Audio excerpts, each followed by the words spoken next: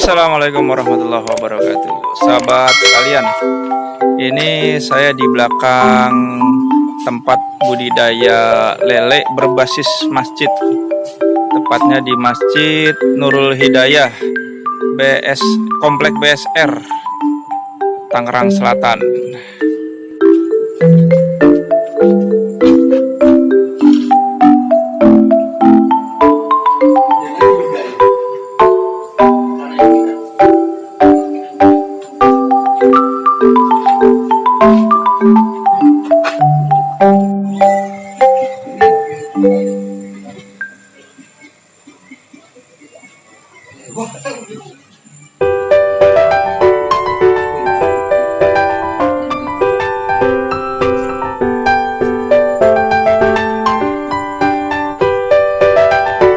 Oke sahabat sekalian, nih ada salah satu pengurus dari masjidnya ya, namanya Om siapa nih?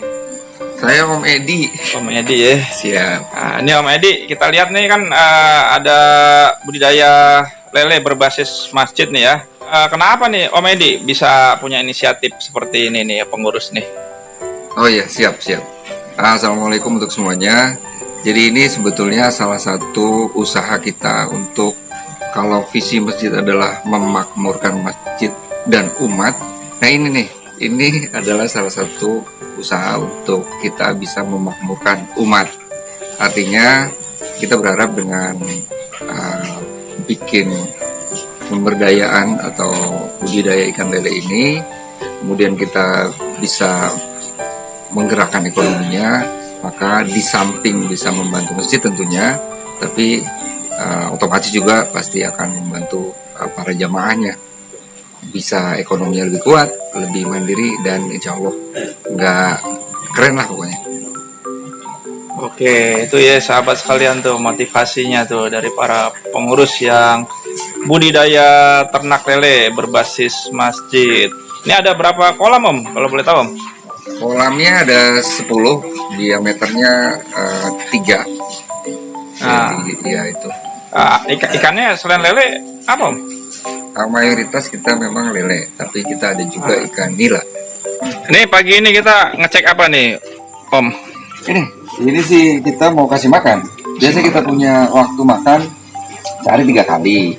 Pagi jam 9, nanti jam 3 sore, dan ditutup jam 9 malam. Jadi ini kita kasih makan bentar lagi. Nah ini kita lagi ngeracik makanan lelenya nih.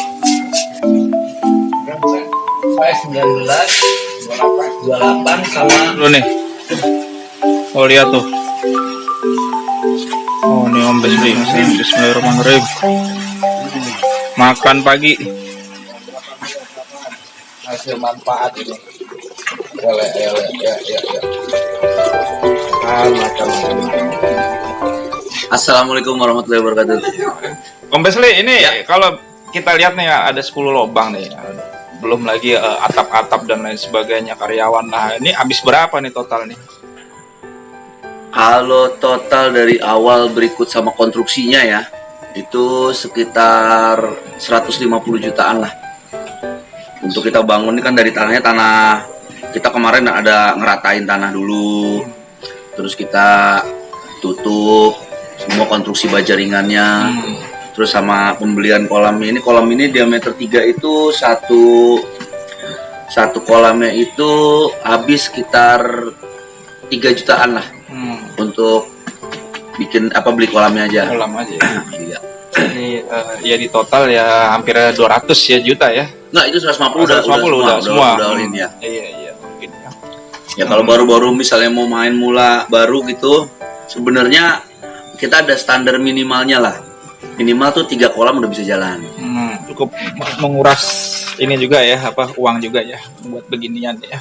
Apa emang sumber dananya ini dari mana nih? Apa emang dari kas masjid atau dari mana ini? Bisa klarifikasi nih Om, biar ada motivasi juga nih teman-teman. Nah, itu tuh yang kadang-kadang suka disalah artikan. Jadi kita untuk memulai program ini memang kita nggak sama sekali menggunakan dana kas masjid.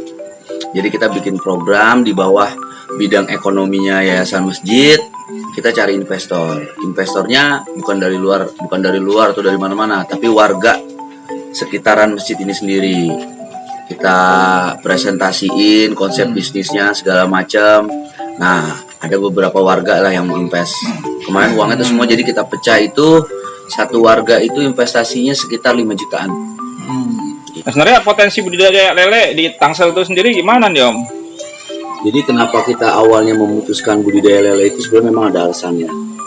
Karena di Tangsel itu sendiri kebutuhan untuk lele itu per hari kebutuhannya sekitar 5 ton untuk daerah Tangsel.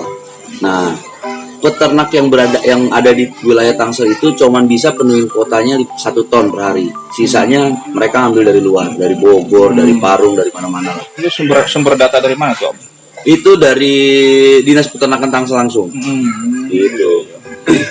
Ya, artinya masih kurang ya, belum terpenuhi ya? Iya, sampai mereka pun serapan anggaran untuk bantu peternak yang ada di Tangsel itu nggak keserap semua. Keserapnya cuma berapa persen aja dari anggaran tahunannya mereka. Kenapa Om? Orang apa nggak tertarik di bidang lele, kenapa itu ya? Karena kan memang kalau peternak lele yang tradisional itu kan identiknya adalah bau, terus kotor, bisa ganggu lingkungan. Nah, makanya kita juga kemarin kalau yang tradisional lagi kita nggak mau ambil, karena kan kita ini dekat sama lingkungan warga kan, kita lagi di dalam perumahan. Nah, akhirnya kita ketemu yang udah mulai duluan lah, orang dari Tangsel. Nah, akhirnya kita dikasih tahu ada sistem namanya bioflok. Dia ramah lingkungan, hemat pakan, bisa mempercepat pertumbuhan. Nih kalau bisa dilihat ini airnya nih. Ini kan airnya warnanya coklat nih. Nah, ini kan airnya coklat nih. Tapi kalau kita cium ini nggak ada baunya airnya. Airnya kayak air biasa aja. Warna aja ya? Bioflok, ya. Gitu, jadi ramah lingkungan. Oke, sahabat sekalian, ini ada produk-produknya nih. Nah, Om, ini kan pakai sistem yang lagi viral nih Om ya, yang terbukti kesuksesannya lebih ada ya, yaitu bioflok nih Om. Apa sih Om bioflok itu Om?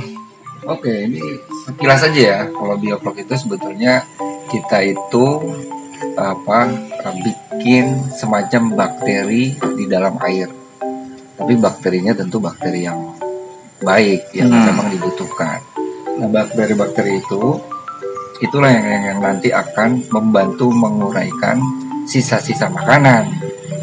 Yang sebetulnya sisa-sisa makanan yang tadi tidak terurai itu, kalau tidak diuraikan dengan benar, maka dia akan menjadi racun kepada si ikan sendiri. Jadi dengan adanya bio tadi, bakteri-bakteri tersebut yang kemudian berbentuk seperti gumpalan atau flok, jadi disambung jadi bioflok gitu. Nah, itulah yang nanti konon menjadi makanan lagi buat si lele itu, sehingga si lele lebih sehat, biaya pakannya lebih murah, ya kan? Dan itu insya Allah lebih efisien lah. Pakan gimana nih Om? Padahal kan pakan selama ini banyak yang ngambil dari produksi pabrik ya, kita belum bisa bikin sendiri sehingga harga itu jadi mahal nih Om. Iya, itu betul. Kalau pakan itu sebetulnya kesuksesan budidaya lele itu terletak di manajemen pakan. Setelah dengan ilmu dan udah mumpuni, maka keuntungannya ada di pakan. Semakin banyak kita bisa menekan pakan, maka akan semakin tinggi profitnya. Atau semakin kita menemukan pakan alternatif yang tadi barusan, bukan tergantung dengan pakan pabrik, itu akan bisa menambah profit yang lebih tebal lagi. Memang nanti ada beberapa macam pakan yang bisa dialternatifkan ya. Tapi kalau di sini dengan ini kan satu bioflok ya, orang bicara bioflok bisa menekan rasio pakan atau FCR-nya itu, feed cost ratio-nya bisa tertekan. Di sini juga ada teman-teman yang sudah jalan duluan mungkin yang lebih paham. Itu ada juga ternyata lele yang dipuasakan. Nah kita ini di sini ada puasa, puasanya di hari Senin. Nah dengan ada puasa 1 kali, ya minimum 1 hari itu ya dia tidak diberi makan. Seminggu sekali nih Om. Seminggu sekali dia 1 kali puasa. Jadi itu sangat menekan. Nanti mungkin juga dalam perjalanan kita juga mau coba cari pakan alternatif sehingga kebutuhan pakan pabrik memang tidak bisa kita pungkiri karena di situ sudah lebih terjamin protein dan segala macam. Nah nanti diselingin sedikit-sedikit dengan pakan alternatif.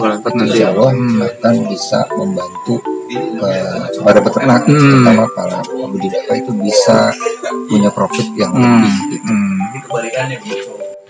Iya, mungkin kalau kendala biasanya nggak selalu eksternal. Bahkan yang lebih challenge itu justru kendala internal. Kalau eksternal itu gampang, kalau internalnya solid, eksternalnya beres. Ya, maksudnya internal apa nih Om?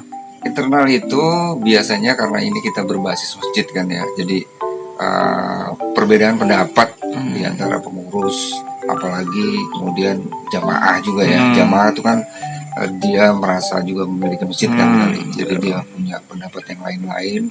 Masih ada teman-teman kita yang menganggap masjid itu ya harusnya buat ibadah doang. Ibadah aja. Padahal kan ya saya nggak tahu dia belajar di mana, saya juga nggak paham juga. Tapi yang saya tahu sih ekonomi di masjid juga memang harus digerakkan kan, Rasulullah juga gitu. Itu yang saya paham. Tapi kita hormati semua. Semua kejadian kita hormati. Intinya selama ini untuk kebaikan ya kita jalan. Dan kita sebagai pengurus yang sudah mengusung dan yakin bahwa ini adalah program baik, ya kita harus tanggung resikonya. Resikonya artinya harus fight, berjuang, buktikan. Biasanya kalau sudah terbukti, mereka-mereka yang tadinya mungkin memandang sebelah mata atau bahkan menolak, itu dia lambat laun akan mengerti. Ternyata nggak ada juga kepentingan pengurus di dalam sini.